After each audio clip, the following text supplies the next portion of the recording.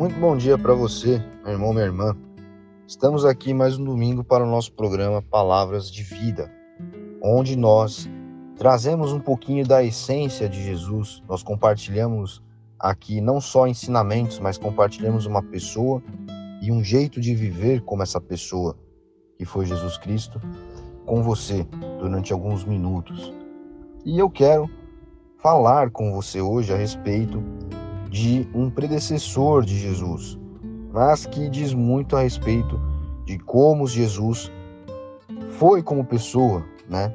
Diz muito a respeito dos ensinos de Jesus, que foi São João Batista. Aqui o nosso evangelho hoje está em Mateus 3, dos versículos 1 a 12. E nós vemos aqui o trovão no deserto. Trovão no deserto por conta do ímpeto com que provavelmente, pelo que nós vemos, João Batista ensinava a sua mensagem, a forma como ele compartilhava o que ele havia recebido ali do Espírito Santo de Deus, já em atuação na sua vida desde o seu nascimento, como nós vimos aqui no tempo do Natal, do Advento de Cristo, onde nós passamos pelo início também da vida de São João Batista, né? Desde o início, São João Batista ali, na barriga de Isabel, já havia recebido algumas palavras, e o seu pai, né, Zacarias, recebe a visita de um anjo que fala algumas coisas a respeito de João Batista e usa até elementos daqui do cotidiano, né, como coisas que ele poderia ou não consumir, né, cerveja, vinho, etc., porque ele era uma pessoa consagrada a Deus, né, consagrada por Deus, na verdade, desde a sua concepção. Uma concepção, inclusive, miraculosa, porque, veja só, Isabel era uma mulher velha, Zacarias igualmente velho, e por conta da idade deles, eles eram tidos pelos conhecidos, pelas pessoas ali, como estéreis, né? Como pessoas que não mais teriam filhos. Mas, já velha, né, velha pelo menos para ter um filho, Isabel engravida, tudo corre bem e nasce São João Batista, que é cerca aí de 6 meses mais velho que Jesus. Diz o texto aqui, o evangelista Mateus, no capítulo 3, dos versículos 1 ao 12, os trechos que nós vamos olhar hoje, que nós vamos nos debruçar hoje, diz que enquanto Jesus vivia nas colinas da Galileia, São João Batista, que era conhecido dessa forma, né, como Batista, pregava no deserto da Judéia. A mensagem dele era simples e dura, como o deserto que o cercava, né? E qual era a mensagem? Mudem de vida, o reino de Deus está aqui. Qual era esse reino de Deus que estava ali? Era o próprio São João Batista, era o deserto, era um julgamento que havia chegado? O reino de Deus que estava ali, que estava próximo, era de fato Jesus Cristo. Ele era já uma pessoa caminhando ali, vivendo aquela realidade, aquele cotidiano. Ele era um contemporâneo. Então, sim, estava próximo, não temporalmente, mas fisicamente, mas presencialmente, o que é muito mais forte, inclusive. E diz aqui no versículo 3 que João estava autorizado pela profecia de Isaías. Não só João, mas a sua mensagem. Trovão no deserto. Preparem-se para a chegada de Deus. Tornem o seu caminho plano e reto. E São João Batista, pela descrição que nós temos aqui, era uma pessoa, parece, bem rústica, né? Talvez a sua forma de falar, mas isso aliado à sua aparência física, né? Eu imagino São João Batista como uma pessoa grande, um homem grande, muito forte, com uma barba grande, e talvez assim um pouco mal cuidado, porque ele vivia no deserto. Ele comia mel silvestre e gafanhotos, né? Ele comia o que o deserto lhe proporcionava ali. E ele era uma espécie de andarilho. Então veja só, ele era uma pessoa muito excêntrica. Eu enxergo, na minha imaginação, São João Batista dessa forma. Ainda assim, a partir dos seus ensinamentos, ele conseguia arrebanhar pessoas, ele tinha seguidores, né, que inclusive depois ele vai aos poucos pedindo para esses seguidores que eles deixem de segui-lo para seguir a Jesus. Ele vê Jesus passar e diz: olha ali está um homem de quem eu falei, né? Aquele é o Messias. E aqui o texto diz que ele vestia uma túnica de pelo de camelo, que era amarrada por uma tira de couro na altura da cintura. E vai falar sobre a comida dele, né? Gafanhotos, mel silvestre. E todo o povo ali da região de Jerusalém, da Judéia, do Rio Jordão, né? Do entorno do Rio Jordão, sempre queria ouvi-lo quando ele estava por ali. E ele, no Rio Jordão, pegava a confissão de pecado daquelas pessoas e os batizava como sinal de uma vida transformada. Um batismo é uma tradição cristã, é algo que os cristãos vêm fazendo desde que a igreja foi estabelecida. E o batismo ele serve justamente para isso. O batismo não te salva, o batismo não te cura, o batismo não quer dizer que você é consagrado ou separado a Deus de fato, né? O batismo ele serve para que você, perante Deus, mostre que a partir dali, daquele ato, daquele ritual, você entende que você é um pecador e precisa da graça de Deus para continuar vivendo. E entende que é Deus quem sustenta você. Você entende que você precisa se arrepender dos seus pecados, mesmo que naquele momento você ainda não esteja muito consciente exatamente do que você tem feito de errado, digamos assim, entre aspas, né? De como você está pecando, em que você está pecando. Mas o batismo é o início de um processo onde você vai conhecendo Deus um pouquinho mais a cada dia e Ele vai te mostrando as coisas que você precisa mudar na sua vida. O batismo é um sinal, é algo que você faz para mostrar, não para as pessoas que estão vendo ali. As pessoas não se batizavam para mostrar umas para as outras aqui no Rio Jordão, com São João Batista, que elas estavam, veja só, como eu sou bonitinho, limpinho e cheiroso, agora eu já me batizei e eu sou uma pessoa certinha. Não, elas se batizavam como sinal de que reconheciam que eram pecadores e que precisavam da ajuda e do poder de Deus atuando nas suas vidas para agradarem a Deus, para poderem estar próximas de Deus, para receberem a sua graça, o seu perdão, para terem Deus ali próximo delas. E aí, a partir daqui, o texto nos diz que líderes religiosos, saduceus e fariseus, chegavam até João para se batizar. E o texto coloca que eles estavam interessados no batismo e o batismo parecia ter virado moda. Então João percebe que aquelas pessoas ali não estavam se batizando por convicção de que necessitavam da graça de Deus, por convicção de que precisavam reconhecer que era Deus quem os justificava e não eles próprios se auto-justificavam perante Deus com seus atos, com as suas atitudes. E aí João esbraveja contra essas pessoas aqui, contra esses homens, dizendo: vocês são raças de serpentes, o que pretendem rastejando até o rio? Acham que um pouco de água nessa pele de cobra vai fazer alguma diferença? É a vida de vocês que precisa mudar e não a pele. Não pensem que vocês podem melhorar a situação invocando Abraão como pai.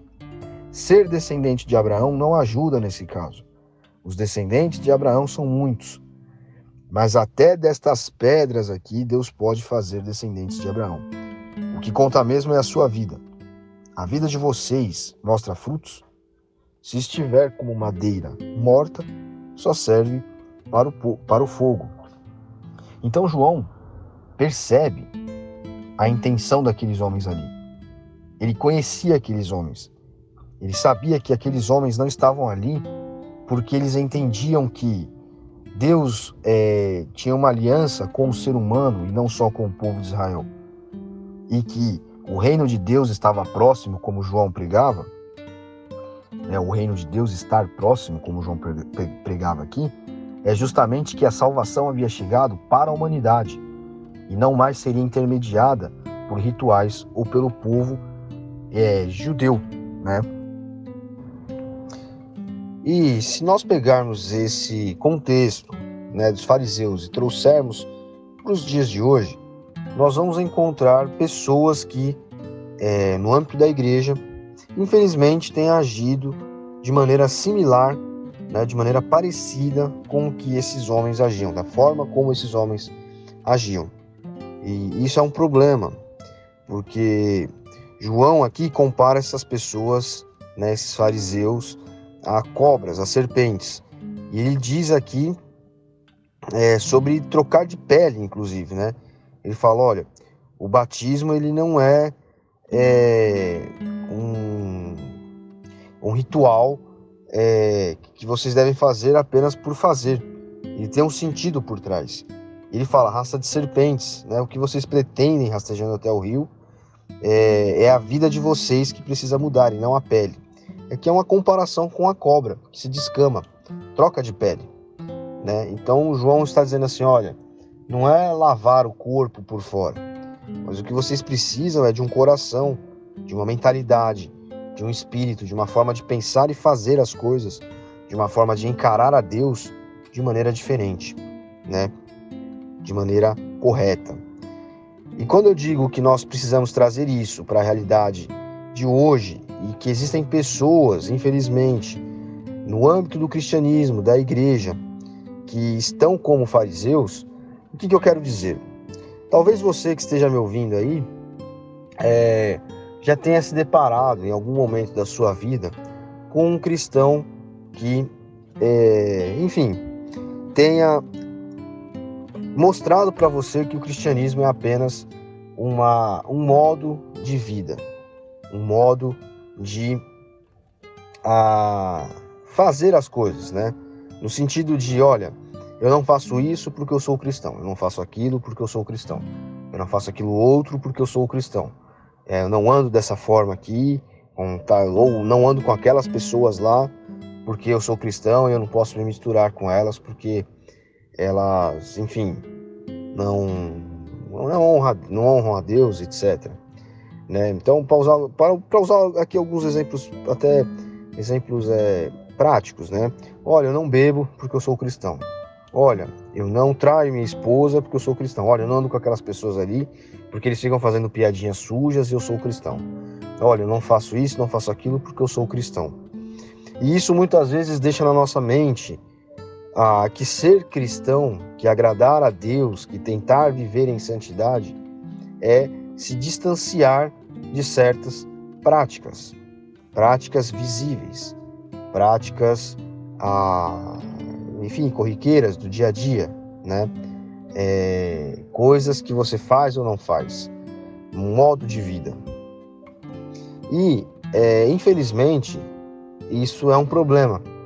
A igreja ela permitiu com que o mundo olhasse para dentro dela dessa maneira, como, olha, o crente é aquele que faz algumas coisas, não faz outras, que anda com a Bíblia debaixo do braço, né, que não bebe, não fuma, anda com a Bíblia debaixo do braço, vai para a igreja todo domingo, né, em alguns momentos, inclusive da história, eu uso terno e gravata, e isso é um problema, porque essa é uma forma de apresentar o cristianismo, apresentar Jesus para as pessoas, farisaica. Isso é uma forma externa, exterior, de se portar, de se mostrar como cristão. Mas não é uma forma que impacta de fato a vida das pessoas. E eu vou além.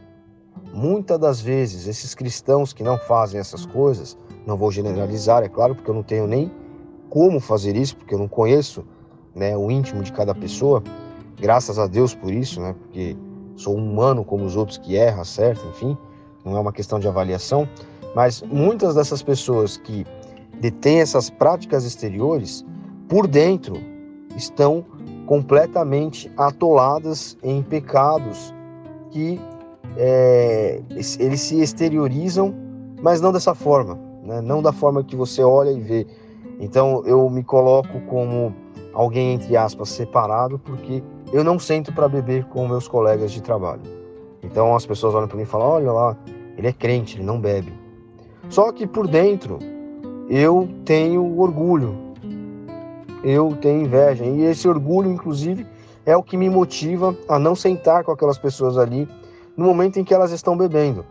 Porque eu julgo que aquele não é um ambiente para mim, que aquelas pessoas não são pessoas para eu caminhar junto. E o meu orgulho faz com que eu não esteja ali com aquelas pessoas falando do amor de Deus para elas. Independente do copo de cerveja ou não, da bebida ou não. Me impede de que eu me aproxime de algumas pessoas, porque eu me julgo melhor, eu me julgo separado, eu me julgo em santidade, né? Ou tem às vezes um problema com mentira, né? Dentro de si. Ou são pessoas egoístas, pessoas que querem transformar a igreja em um clubinho onde só se faz aquilo que aquelas pessoas querem tomar posse da igreja, né? A igreja tem que ser do meu jeitinho. Se o pastor faz algo diferente, se o irmão tenta trazer algo novo, eu já olho com desdém, ou faço bico, ou não quero participar, porque eu sou egoísta, eu quero aquilo ali para mim. Então, fora da igreja, eu sou um perfeitinho, que não fuma, não bebe, não sei o que lá, segue aquela listinha de pecados, mas sou egoísta, né? Ou até, enfim, tenho outros pecados internos, né? Então, essa é uma forma farisaica de se viver. Infelizmente, quando a igreja ela mostra que o evangelho é isso para as pessoas, ela não impacta as pessoas de fato.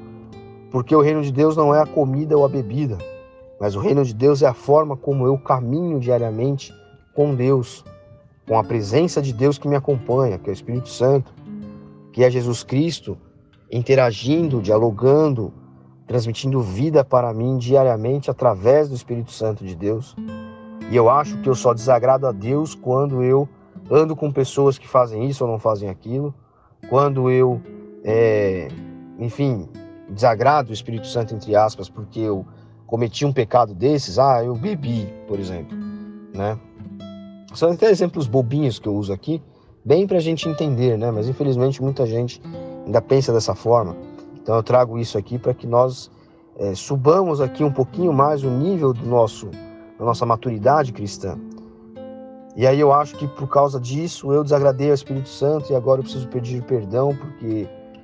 Então veja, é um batismo, é uma conversão, é um modo de viver como desses fariseus aqui.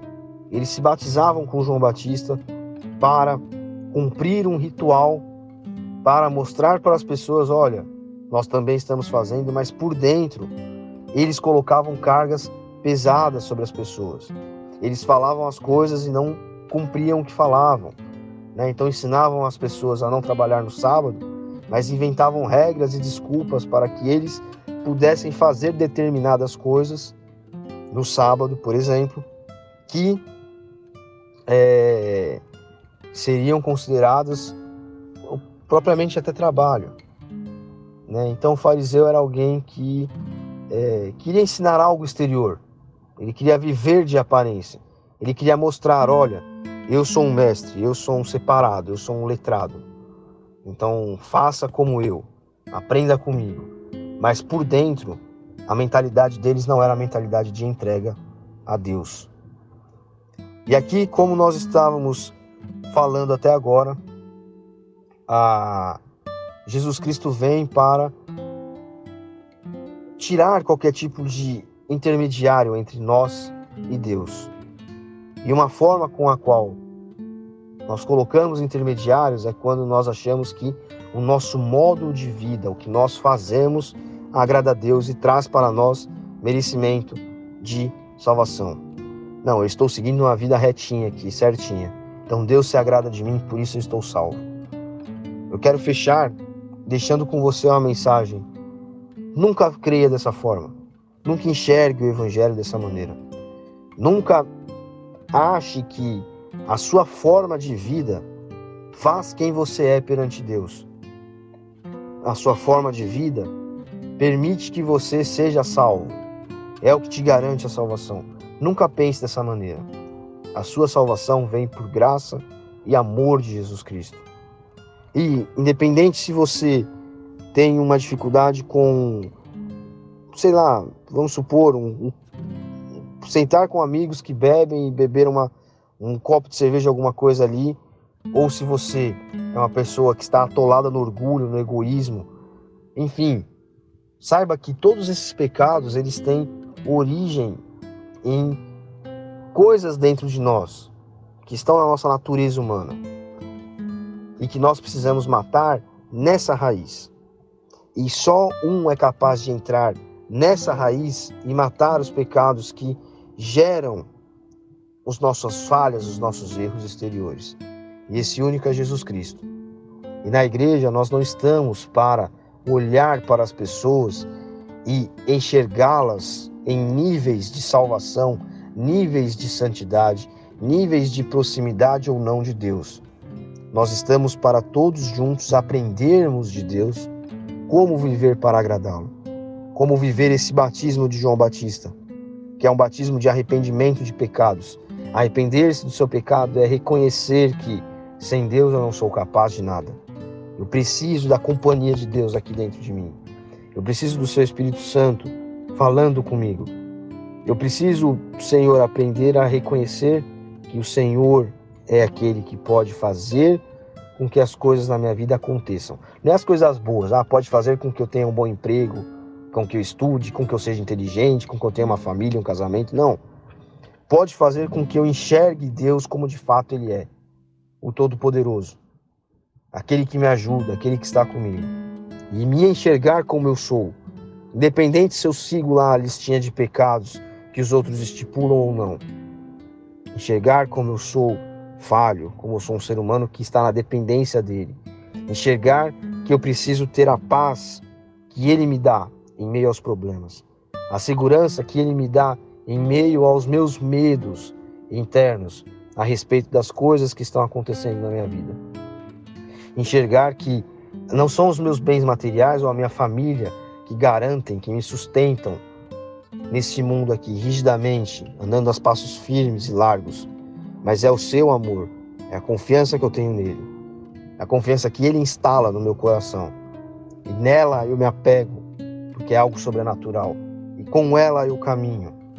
Independente das minhas falhas, ele tem se agradado de mim, porque eu peço perdão pelos meus pecados e ele me acompanha, ele me julga. Então, que hoje você tenha isso em mente. Tenha em mente que ser cristão não é seguir ou não listinhas de pecados, não é olhar para os outros com desdém ou se achando melhor, ou julgando a espiritualidade alheia. Ser cristão é ter um amigo que caminha comigo, é ter um Deus que é um Deus vivo, que instala dentro de mim a confiança nele, que instala dentro de mim os olhos para vê-lo, um coração para senti-lo, uma vida para acompanhá-lo. Que esse Deus esteja com você, que você hoje tenha abertura para estar conosco na igreja e aprender junto conosco, dia a dia, uma construção junto, a compartilhar uma pessoa, uma vida com Jesus, a olhar para as pessoas e enxergar nelas Jesus Cristo, a olhar para a sua família e enxergar nela Jesus Cristo, sejam eles evangélicos ou não, sejam eles cristãos ou não. Olhar para o meu emprego e enxergar Jesus Cristo, olhar para o meu país e enxergar Jesus Cristo, olhar para tudo e ver a mão, a companhia, a boa vontade de Deus com você. A minha oração é que você hoje sinta isso através dessa mensagem. Que essa mensagem possa fazer com que você reconsidere a igreja, com que você reconsidere o evangelho, com que você reconsidere estar junto, dar uma oportunidade para que Jesus, através do seu Espírito Santo, através das pessoas que estiverem ao seu redor, através das experiências que Ele quer que você tenha junto com Ele, possa se mostrar alguém presente, preocupado, um amigo, um pai, um irmão mais velho. Aquilo que falta ser preenchido em você, para que você viva uma nova vida. Não porque a sua vida mudou, você ganhou dinheiro, você casou com alguém muito bonito, enfim, você tem muitas possibilidades. Não, porque a sua vida simples, a sua vida da maneira como já vem sendo vivida, seja transformada pela luz daquele que criou o sol, que brilha sobre todos, justos e injustos, porque Ele ama a todos de maneira igual. Jesus Cristo, Filho de Deus, que te convida a chamar o Pai dele de Pai, que te convida a ter um irmão mais velho que é Ele próprio, que te convida a participar da família dele, que é a igreja. E o ritual de entrada nessa família é justamente o batismo de João Batista que nós estamos vendo. Que isso tudo faça sentido para você, que você seja tocado no seu coração, que você possa estar conosco hoje à noite, às 18 horas, domingo que vem ou no outro, ou aqui pelo Instagram, pelo Facebook, pelo YouTube, mandando uma mensagem para saber como e quando nós podemos recebê-lo, para que nós todos possamos compartilhar essa pessoa que é Jesus Cristo. Deus abençoe você. Até amanhã.